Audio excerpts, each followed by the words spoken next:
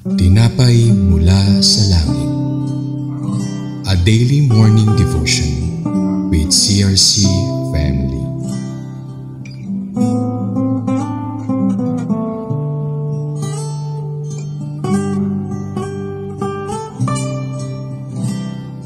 Pagpalang umaga po mga kapatid sa Panginoon. Ako po ay si Rev. Tony Castro Mayor ng San Pedro Daughter Church. Samahan niyo po kami sa ating programang Tinapay mula sa Langit, ang pang-araw-araw nating debosyon sa salita ng Diyos. Ngayong umaga ay matutunghayan natin sa Joshua chapter 19 verse 47. Ang title po ay Dance Expansion to Leshem. Ngunit bago tayo magpatuloy, tayo'y dumako sa maikling panalangin. Mapagpalang Diyos, muli kaming lumalapit sa umagang ito na ikaw lamang ang nararapat purihin, pasalamatan, dakilain, luwalatiin, parangalan dahil ikaw ay tapat na Diyos. Nararapat lang ikaw'y purihin, pasalamatan, Panginoon. Sa umagang ito, samahan niyo po kami, pangunahan niyo po kami sa programang Tinapay mula sa Langit. At ikaw ay patuloy mahayag, maparangalan at madakila sa mensaheng to sa aming topic sa Joshua 19 verses 47. Salamat po, and we are praying to the Holy Spirit to lead us, to teach us. You are the revealing and the guiding of all. Thank you, Holy Spirit. Samahan niyo po kami simula hanggang sa matapos at mabigyan ka ng patuloy na karangalan. Salamat po, Ama, sa pangalan ni Jesus. Amen at amen. Ito po ay babasahin ko po sa Tagalog, ang Joshua chapter 19 verse 47. Ito po ang sinasabi, may mga lupain para sa lipin ni Dan na hindi pa nila nasasakop. Kaya't nang kulangin sila ng lupain, sinalakay nila ang Lesem, nilupig at pinuksa ang mga taga-roon. Pagkatapos nilang makuha ang Lesem, pinalitan nila ang pangalan nito at tinatawag na Dan, alang-alang kay Dan na kanilang ninuno. Tignan po natin ang background ni Dan. Si Dan po ay anak ni Jacob. The mother of Jacob's son Dan was Bilhah, who was Rachel's maidservant. Ayon po sa Genesis 30 verse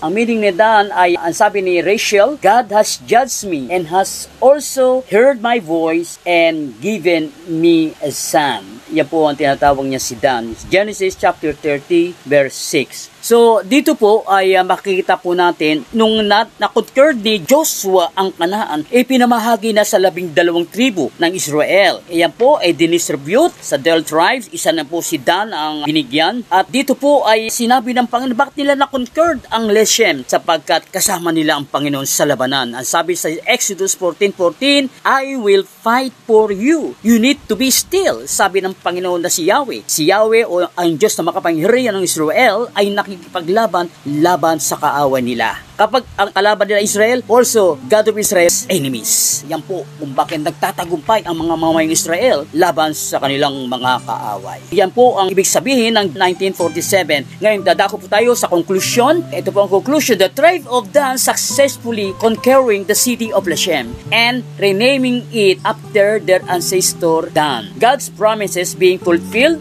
as the tribe actively fought and claimed a new, more suitable inheritance. Tayo po ay manalangin sa closing prayer. Samahan niyo po ako. Ang mapagpalang Diyos, salamat muli sa umagang ito. Napakagandang umaga na ginawa mo. Tapagat ang salita mo ay nahahayag sa mga nakikinig ngayon. Salamat po ay nagtagumpay ang mga lipin ni Dan. Ganun din po kami, nagtatagumpay po kami sa mga labanan namin na kinakaharap. Sapagat kasama ka po namin. As you said in Hebrews 13:5, I will not leave you nor forsake you. Yan po mga taong nagmamahal, nagtitiwat, lumalakas sa iyong kalooban, hindi nawawalan ng pag-asa. Salamat po. Maging ganun din po ang aming bansang Pilipinas, aming idinadalangin ang Pilipinas, the only Christian country in the Southeast Asia. Binukod mo kami na maging isang mananampalataya na kumilala sa ating Panginoon. So, salamat po.